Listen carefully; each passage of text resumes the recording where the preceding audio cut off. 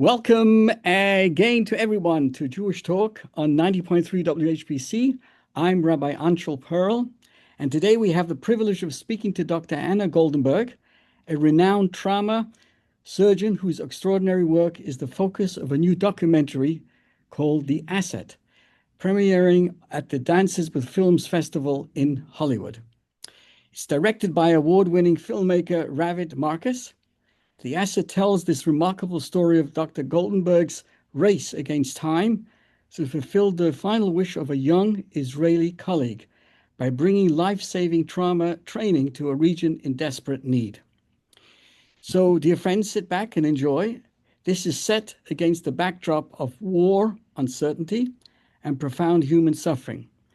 And this powerful documentary explores not only the realities of emergency medicine, but also the deeper questions of identity, responsibility, and the ability of compassion to bridge divides.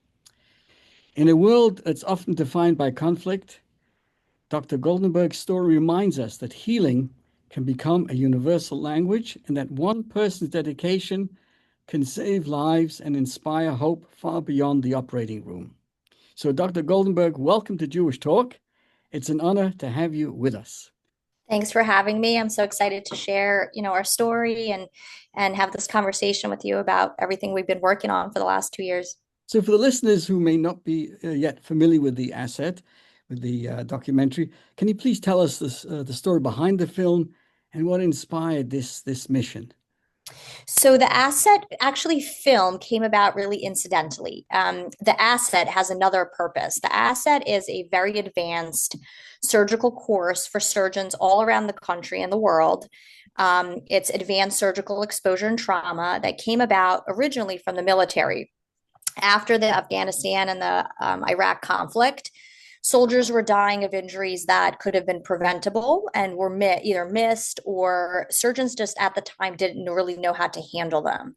So the American College of Surgeons and the military came up with a course called The Asset. That course is currently taught all around the world, all around the country, to various surgeons, but mostly surgeons that are focused on trauma care, which is, my field. And the way that the documentary actually came about is after October 7th. And really what this movie is all about is I needed to find a way to pivot my frustration, my anger, and my sadness of what was going around in the world, not only for Jewish people, but, all people in general, how divided we were, how, anti-Semitism, Islamophobia, just all of the stuff sort of collided all around this country. And I was angry. I was channeling in an absolutely wrong way. I was channeling through social media posts that were unhelpful to me, mentally, spiritually, professionally. And I had a friend who was in Israel. His name was Shahar Shimonovich.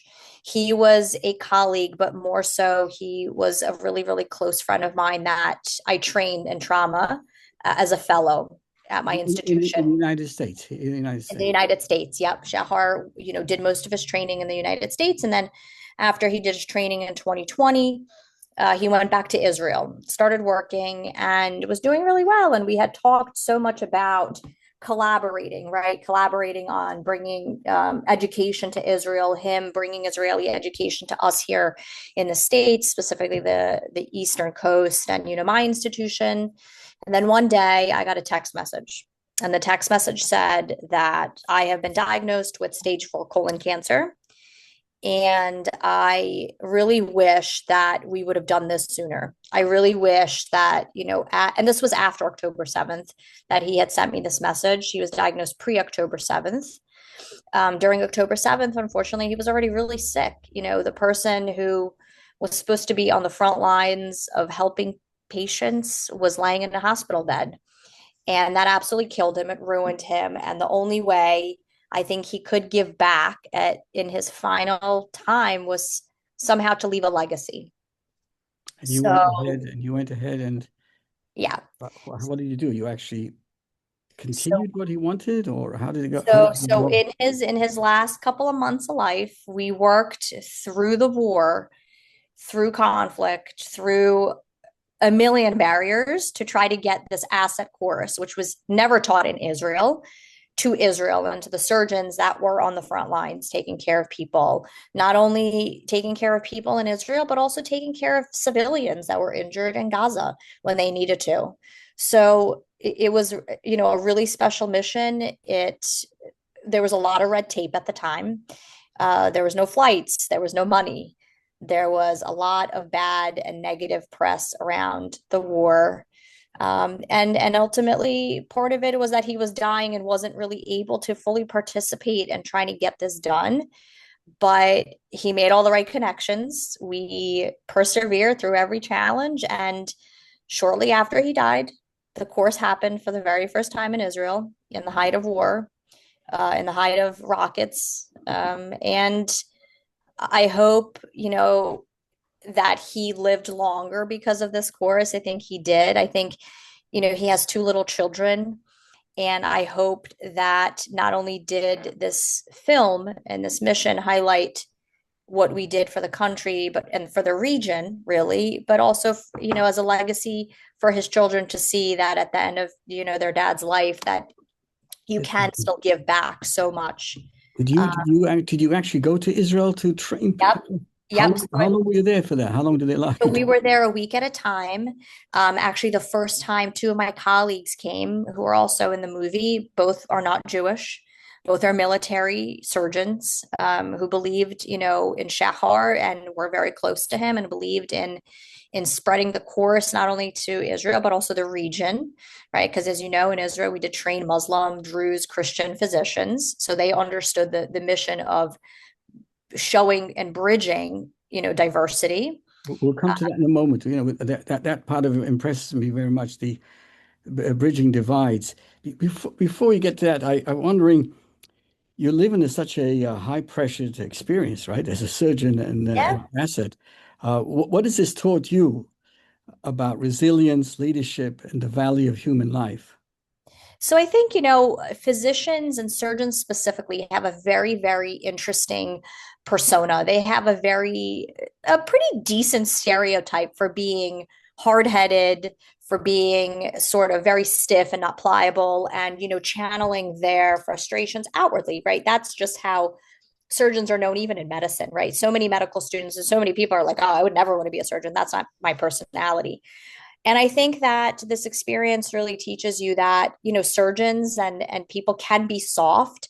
They can channel their anger and their sadness, not through just aggression or, putting out negativity into the world, but also that for me, it really taught me how to pivot, right? I think it's really hard as an adult to be frustrated at something and use that frustration to do something completely opposite of what you would normally do, which is just rage, complain, post, discuss negative things. I think it taught me how to, not only in this part of my life after October 7th, pivot, but just in general in the future about any negative situation that may happen. For me, the point is always to pivot, to try to see the good and to shift towards the good in life.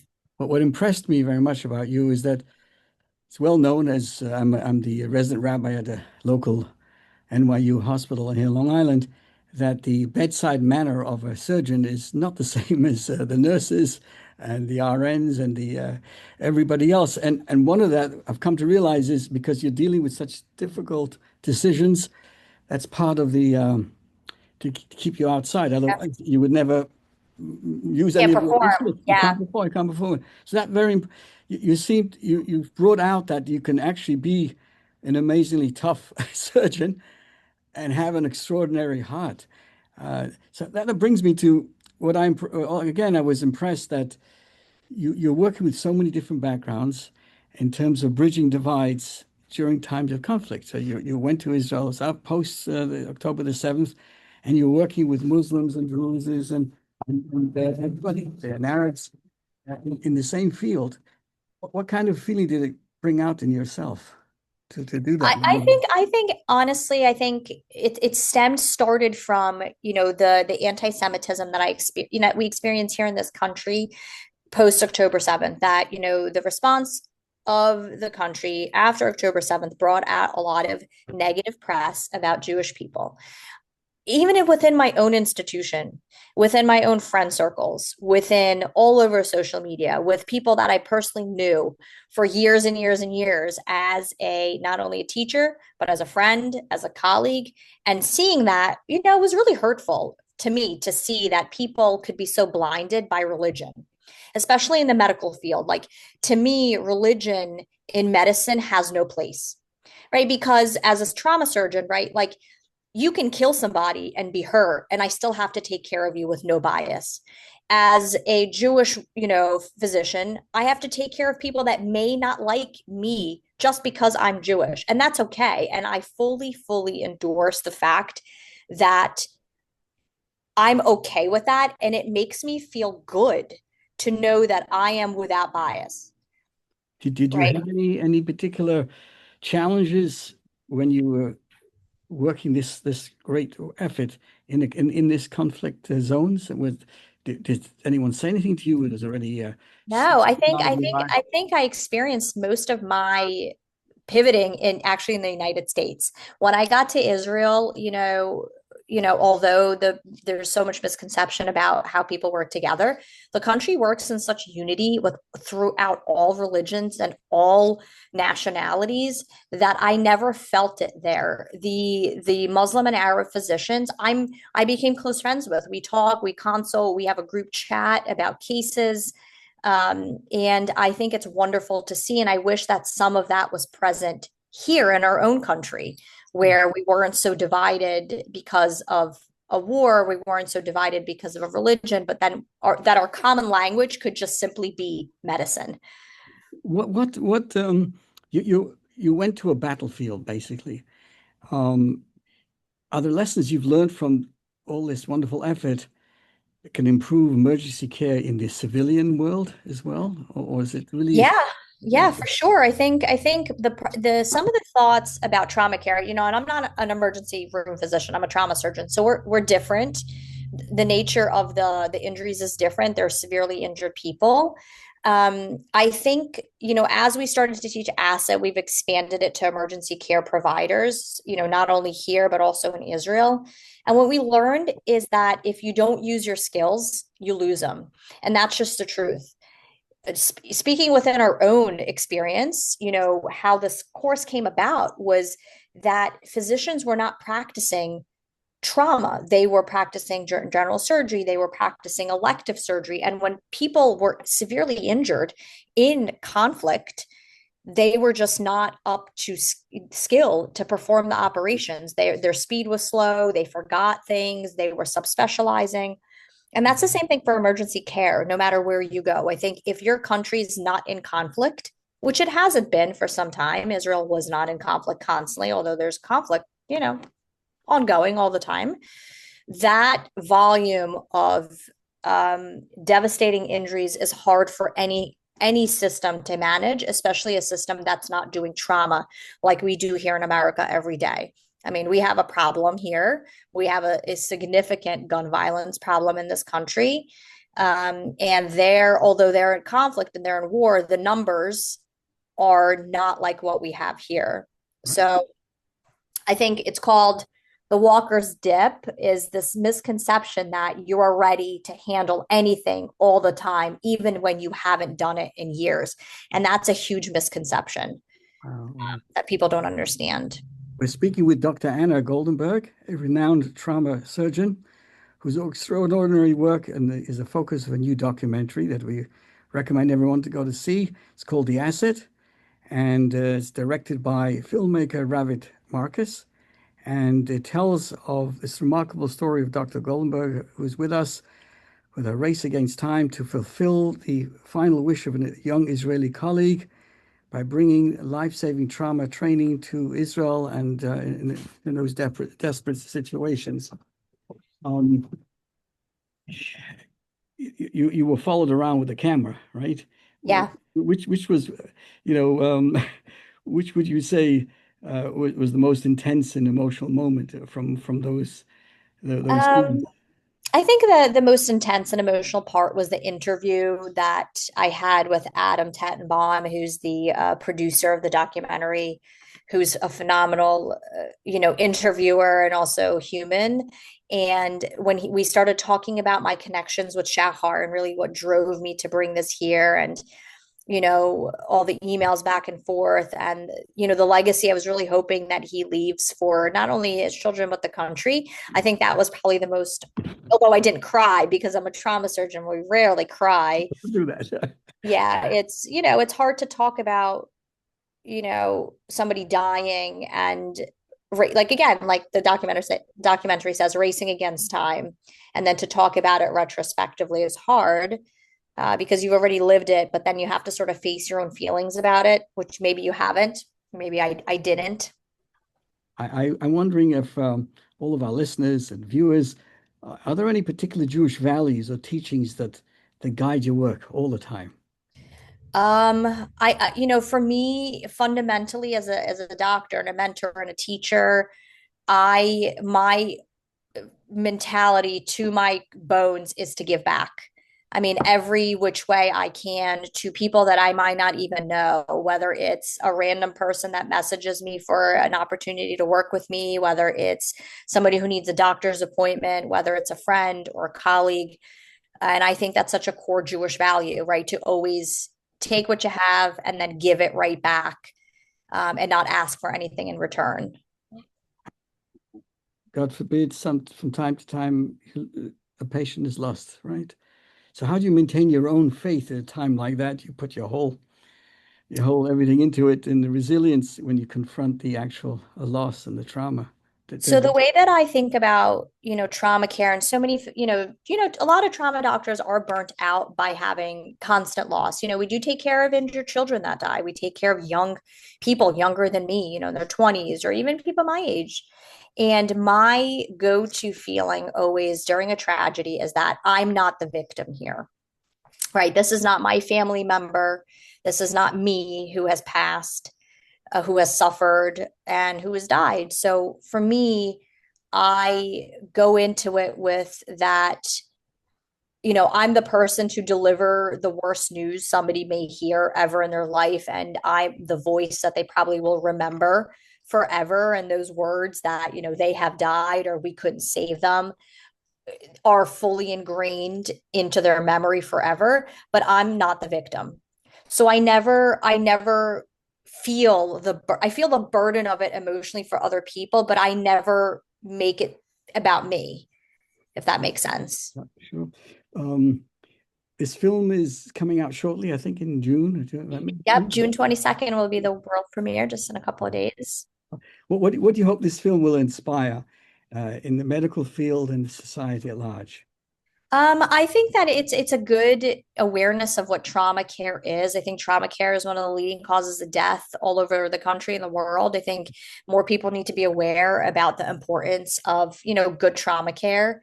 And also just about friendship, right? So, you cannot talk to somebody for a year and reconnect with them and still, be the closest of friends. I hope that it reminds people that, to push yourself. I hope that it makes people challenge themselves to do something that they may have not done before, like, go take another course, go help a friend, go invent something, whatever. I hope that it drives people to push themselves to be better.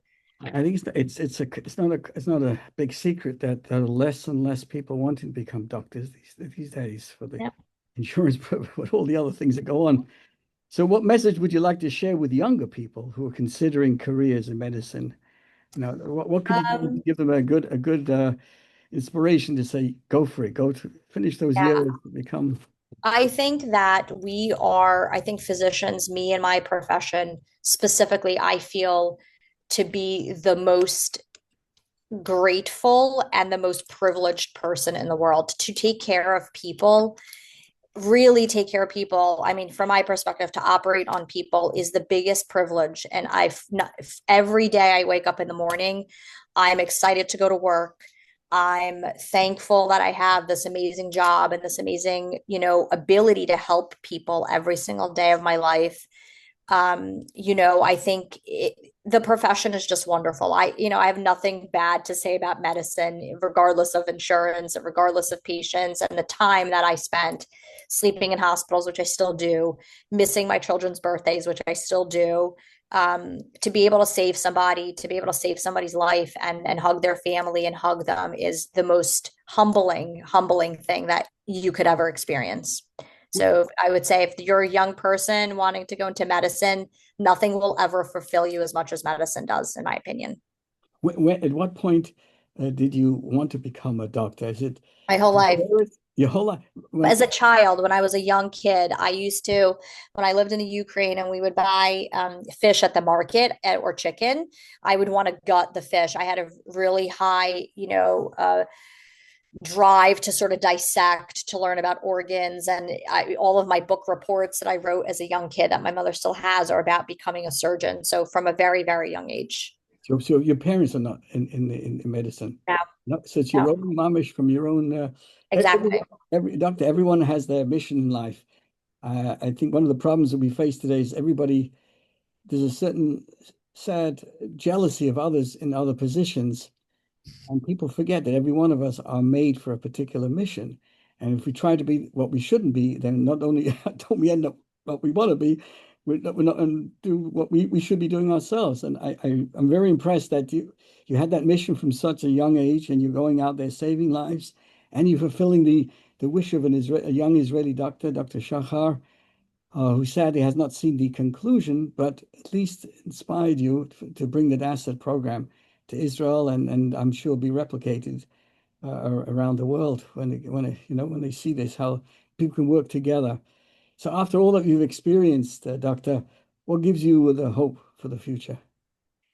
I'm hopeful, that the region hopefully will at some point come together for like the good of humanity in terms of that everybody feels that lives are important, right? No matter who you are, no matter, where you come from, no matter what you were taught, that at the end of the day, human life is the most important thing that you could ever have because it's just one, right? There's nothing else that's just one. You only have one of this. You can get, 1,000 different things in your life, but this human life can never be replaced.